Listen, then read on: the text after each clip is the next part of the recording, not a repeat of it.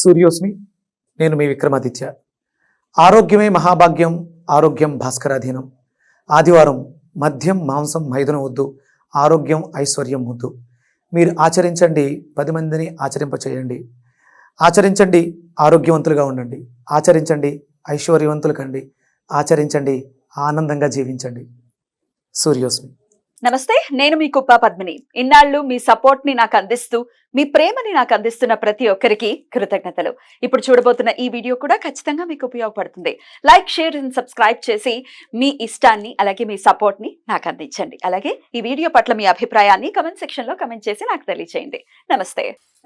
Welcome to our channel. నేను పద్మిని. ప్రస్తుతంతో పాటు ప్రముఖ ఆధ్యాత్మికవేత్త, సూర్య ఉపాసకులు, Sun Spiritual Society founder Vikramaditya గారు మనతో పాటు ఉన్నారు. మాట్లాడదాం. సార్ నమస్తే. సార్ సార్ ముందుగా మీకు సుబ్బారాయుడు షష్ఠి శుభాకాంక్షలు సార్. సుబ్బారాయుడు షష్ఠి అలా పిలుచుకోవటంలో ఒక ఆనందం కదా. సుబ్రహ్మణ్యేశ్వర స్వామి అంటే మళ్ళీ ఎక్కడో ఆ డివైనిటీ దూరంగా, అంటే నేను మనిషిని, సుబ్బారాయుడు అంటే మనవాడే, మన ఇంటి పక్క. అంతే, 100% మనవాడు. సుబ్బారాయుడు శెట్టి, షష్ఠి కూడా కాదు, శెట్టి శెట్టి అంటారా? అంటే పెద్దవాళ్ళు అలా పూర్తిగా ప్రొనౌన్సియేషన్ శెట్టి. సెట్లోకి వెళ్ళావా? సెట్లోకి అంటే మాకు బిక్కవోలు షష్ఠి బాగా జరుగుతుంది. స్వయంభు బిక్కవోలులో స్వయంభు. అలాగే మాకు మా అనపర్తిలో సుబ్బారాయుడు గుడి కాల ఒడ్డున ఉంటుంది. పెద్ద రావి చెట్టు, చాలా పెద్ద రావి చెట్టు. చాలా గుళ్ళు ఇలాగే ఉంటాయి, చిన్న కాలువ ఉంటుంది, రావి చెట్టు ఉంటుంది, గుడి. అంటే నదీ పరివాహక ప్రాంతాల్లో దేవతా వృక్షాల సముదాయంలో డివైన్ ఎనర్జీ అద్భుతంగా ఉంటుంది. మాకు ఆ చెట్టు మీదే సర్పం తిరుగుతూ ఉంటుంది. దేవతా సర్పం ఎవరిని ఏం చేయదు. ఆ సందర్భాల్లో అక్కడ ట్రస్టీలు వాళ్ళకి కనిపిస్తూ ఉంటుంది. చాలా పెద్ద పాము, ఎక్కడి నుంచి వస్తుందో తెలియదు, అక్కడే ఉంటుంది. అంటే దాని ఆ చెట్టు వయసు ఎంత ఉందో ఆ సర్పం యొక్క వయసు కూడా అన్ని వందల సంవత్సరాలే, సుమారు ఒక 500-600 సంవత్సరాల వయసు. ఆ దేవాలయానికి గాని అంటే ఉంది ఆ వృక్షం, దేవతా వృక్షం.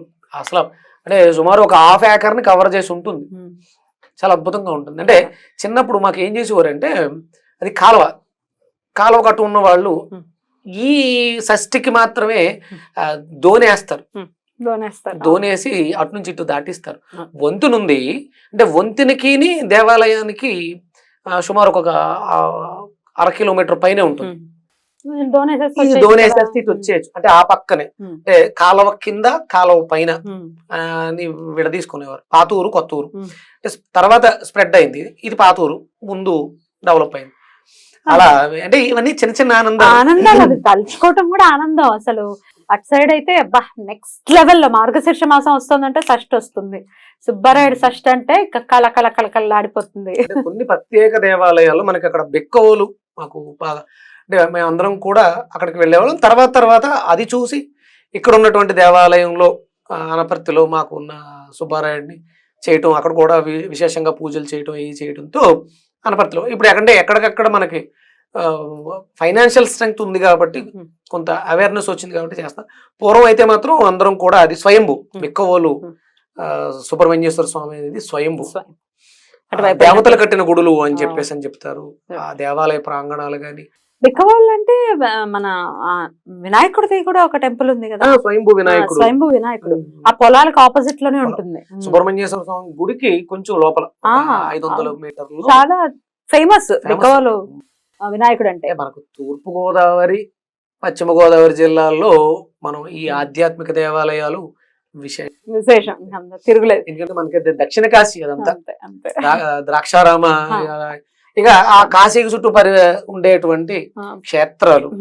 నాకు సంతోషం ఏంటి అంటే, అగస్త్యుల వారు పాద సంచారం చేసుకుంటూ అవన్నిటిని దేవాలయాలు చూసుకుంటూ ఆ నచ్చిన ప్రదేశాల్లో ఆయన అక్కడ ఉండి తపస్సు ఆచరించినటువంటి ప్రాంతాలు.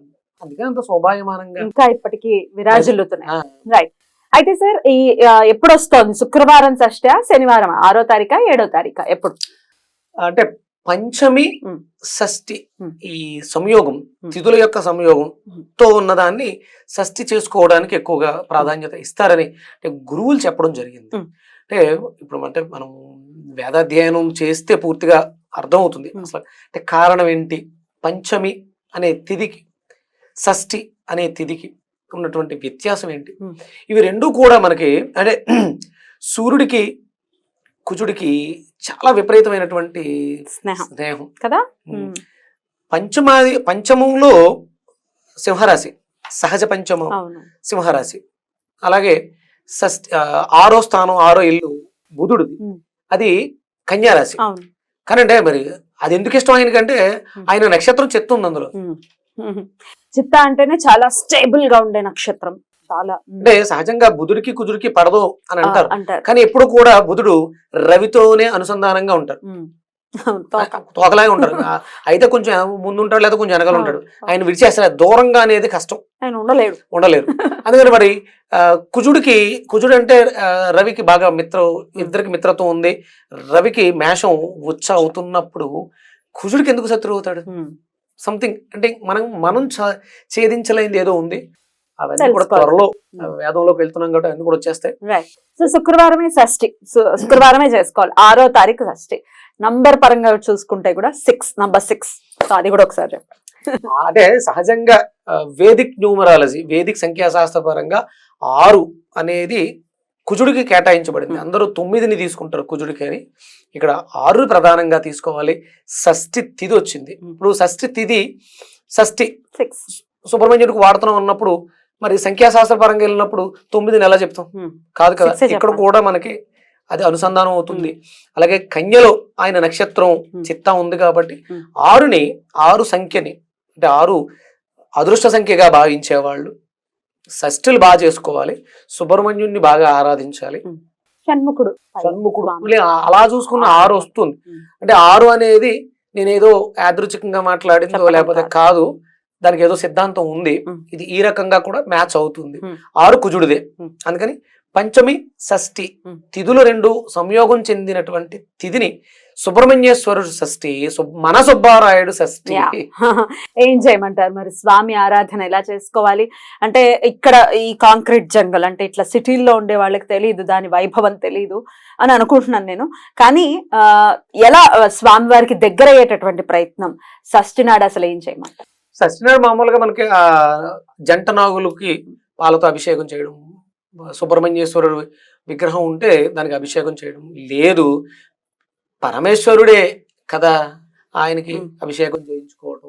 ప్రధానంగా ఇక్కడ అంటే నాగులు అనే దానికి ప్రాధాన్యం ఇస్తారు కాబట్టి చిమ్మిలిని నైవేద్యంగా పెడతారు. నువ్వులు బెల్లం కలిపి చిమ్మిలిని నివేదనగా పెట్టడం. అంటే ఇక్కడ నివేదన ప్రకృతికి ఇస్తున్నావు అంటే ప్రకృతిలో ఏదో మార్పు జరుగుతుందని నువ్వు తీసుకోవాలి. చిమ్మిలిని తినాలి, వేడి చేస్తుంది చక్కగా ఈ చలికాలం. అంటే మనలో ఉష్ణ శక్తిని పెంచుకోవటానికి. అంటే అందులో నువ్వుల్లో ఆ తేమ, ఆయిల్ ఉంటుంది, మాయిశ్చర్, మన చర్మం పగిలిపోతూ ఉంటుంది. అందుకని నువ్వులు విరివిగా తీసుకోవడానికి, కొబ్బరి విరివిగా తీసుకోవడానికి అనువైనటువంటి మాసం. అందుకని ఈ మాసంలో ఈ రకాల పూజలు ఆ సీజన్కి తగ్గట్టుగా ఆ పూజలు పెట్టడం ద్వారా, ఆ ప్రసాదాలు స్వీకరించడం ద్వారా మనం దాన్ని పొందుతాము అని. అలాగే ప్రకృతి దగ్గరికి వ్యక్తిని తీసుకెళ్ళడం భగవంతుడి ఉద్దేశం. డెఫినెట్లీ. ఇక కుజుడికి ఖచ్చితంగా చెప్తూ ఉంటారు, ఒకవేళ సుబ్రహ్మణ్యుడి గురించి మనం మాట్లాడుకుంటున్నాం అంటే కుజ భగవానుడి శాంతి ఖచ్చితంగా జరుగుతుంది 100%. స్వామి ఆరాధన చేసుకుంటే. కుజుడు రకరకాల పోర్ట్ఫోలియోస్ తో ఉంటాడు, అటు ఆర్థిక పరమైనటువంటి, బ్లడ్ కి సంబంధించి, పెళ్లి, పిల్లలు, అబ్బోయ్ ఆయన ఇది కాదు అది కాదు అన్ని చేయగలడు. ఆయనని ఏ నామంతో కొలుచుకుని ఈ షష్ఠిని పురస్కరించుకుని అటు కుజుడిని కానీ లేకపోతే స్వామిని కానీ ఏ నామంతో కొలవమంటారు? మంత్రం అంటే మనం మామూలుగా సుబ్రహ్మణ్యేశ్వర స్వామికి సుబ్రహ్మణ్య కరావలంబ స్తోత్రం చాలా పవర్ఫుల్. అంటే ఇంకా చాలా ఉన్నాయి కానీ ఎక్కువ ప్రెజర్ ఏం పెట్టుకోకుండా కుజ బీజాక్షర మంత్రం చాలా సింపుల్ గా అనుసంధానం చేసుకుంటూ, శుక్రవారం కదా అంటే లక్ష్మీప్రదం, కుజ శుక్రుల కలయిక అంటే ఒరిజినల్ గా అంటే కోరికలు పెంచుతుంది. కుజ శుక్రులు ఎక్కడున్నా వ్యామోహం అంటే దేని మీద ఉంటే దాని మీద వ్యామోహం అధికంగా ఉంటుంది.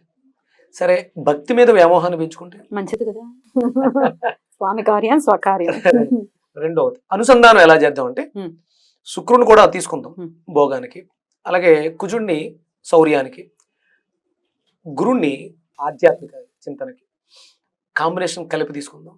అంటే మరి గురు శుక్రులకు పడదేమో, వాళ్ళిద్దరు గురువులే కదమ్మా. గురువులే కదా.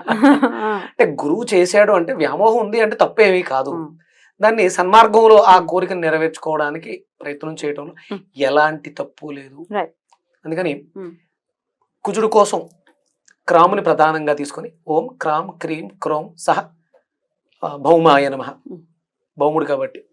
అలాగే మరి శుక్రుడికి ద్రాం ఓం ద్రాం ద్రీం ద్రౌం సహ శుక్రాయ నమః. గురుడికి ఓం గ్రాం గ్రీం గ్రోం ఐం సహ బృహస్పతయే నమః. మరి ఎన్ని 3 మంత్రాలు ఒకేసారి చదువుతాం, అవుతుందా? అవుతుంది కదా.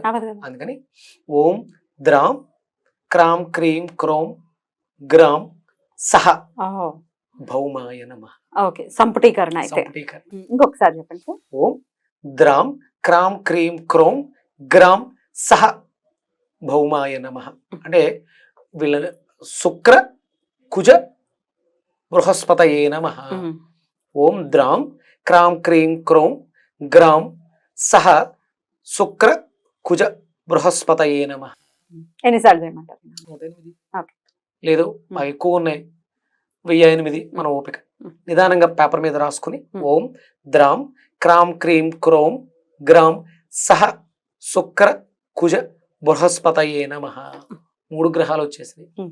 అంటే పదాలు ఉచ్చారణ ద్వారా ఆ ఎనర్జీ, శుక్రుడి యొక్క కోరికలు తీర్చుకోవాలనే ఎనర్జీ శౌర్యంగా ఎదురుకు వెళ్ళాలి, అది ధర్మబద్ధంగా ఉండాలనేటువంటి గురుమంత్రంతో అనుసంధానం చేసుకోవడం. అంటే నేను ప్రతినిత్యం కూడా రవి చంద్ర శని బృహస్పతి 3 చేస్తాను, హోమం కూడా చేస్తాను అదే మంత్రంతో. అవి అదృష్ట గ్రహాలుగా మాట్లాడుతూ ఉంటాం. ఇక్కడ ఇవి కామ్యాల్ని ధర్మబద్ధంగా తీర్చే విధంగా ఉంటాయి. ఈ మంత్రం అనుసంధానం చేసుకోవచ్చు. ఉచ్చారణ ద్వారా ఆ ఎనర్జీస్ మనలో ప్రవేశించి యాసిడ్స్ రూపంలో రిలీజ్ అయ్యి మన ప్రవర్తన ఆ విధంగా ఎదరికి తీసుకెళ్తూ ఉంటాయి. ఇది చేసుకుని కరావలంబ స్తోత్రం. కరావలంబ స్తోత్రం షష్ఠి, సుబ్బారాయుడు షష్ఠికి అందరం వెళ్దాము రారండి, అంతే వెళ్ళాలి. ఏదో అంటే హిందూ ధర్మం అంటే దేశానికి ధర్మానికి ఇప్పుడు దారుణంగా పరిస్థితులు. ఈ సమయంలోనే అన్య మతస్థులు వాళ్ళ మైకులు పెట్టి ఎక్కువ గోల్ చేస్తూ ఉంటారు. మనం అంటే వాళ్ళు ప్రతి ఆదివారం చేస్తారు, మనం అంటే పౌర్ణమికి అమావాస్యకి పర్వదినాల్లో మాత్రమే చేస్తాం.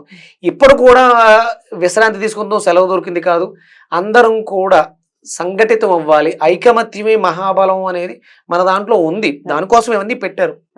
నెల నెల వచ్చే పండుగలు కానీ, మనం చేసేటటువంటి పర్వదినాల పూజలు కానీ, ప్రసాదాలు అంటే అందరూ ఉన్నవాళ్ళు సంపన్నులు తీసుకొచ్చి పెడతాం, అది అందరికీ అందజేయబడుతుంది. ఇక్కడ కుల మత వర్గ విభేదాలు ఎలాంటివి లేవు. అందరూ దైవ దర్శనానికి దేవాలయాలకు వెళ్ళడానికి అర్హత ఉంది. అంటే ఇప్పుడు